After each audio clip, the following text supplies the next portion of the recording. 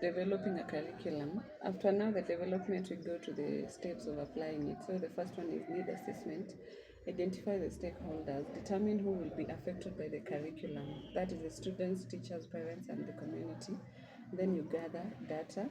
Collect information on current educational standards, students' needs, and gaps in existing curriculum. Si wote mnajua definition ya gaps? Yes. What is it?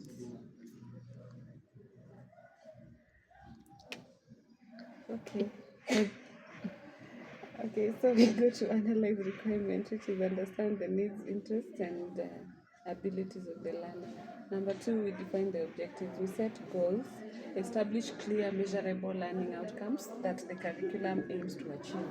We align with the standards, ensure that objectives align with local, national, or international educational standards. Number 3, we design the curriculum framework, scope and sequence. Outline the topics, units, and the sequence in which they will be taught. Content selection. Choose the content that will be covered, including textbook resources and supplementary materials. Instructional methods. Decide on teaching strategies and methods that will be used to deliver the content. Number 4 is develop instructional materials. Create or select resources. Develop or select textbooks, lesson plans, multimedia materials, and other resources. The 5th one is implement the curriculum. Train the educators. Provide professional development for teachers to ensure they understand and can effectively deliver the curriculum. Pilot testing.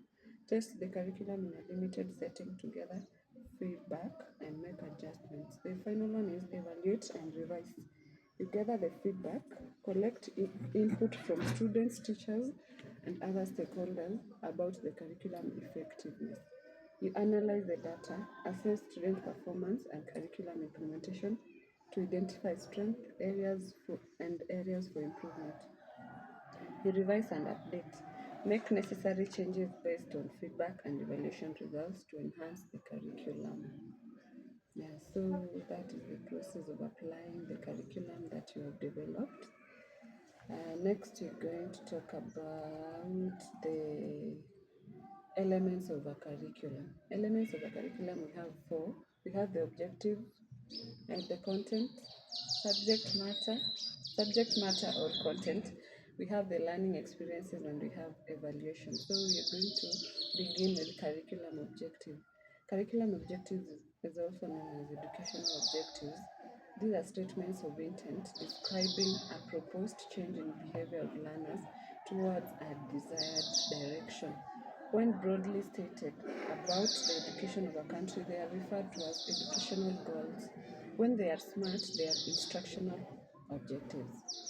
These objectives are expressed in 3 categories. We have aims of education, we have goals of education, and instructional objectives. Aims of education. Aims are general and broad statements of intent to education action. Educational aims guide the education system in the process of planning content. Aims are usually written in amorphous terms using the words like plan, know, appreciate, and these are not directly measurable. Number 2, we have goals of education. Goals are broad statements of educational intention which are specified from each level of schooling, from pre-primary education to higher education level.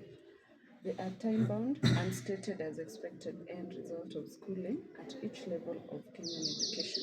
They may be either amorphous language or in more specific behavioral terms. We have instructional objectives. These are specific, measurable, short-term, observable student behaviors.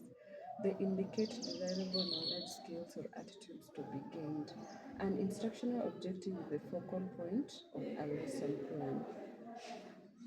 We have the process of developing instructional objective.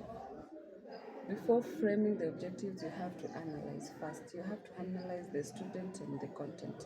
So the student, the knowledge level, understanding of the subject and level of competency.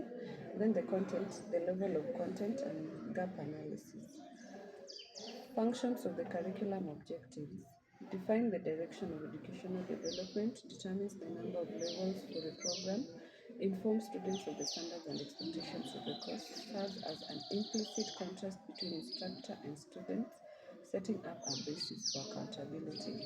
Drives the curriculum planning. It guides decision about the selection of content, learning experiences, and learning strategies. It serves as a guide in evaluating instructional progress. It reflects the needs and aspirations of the society.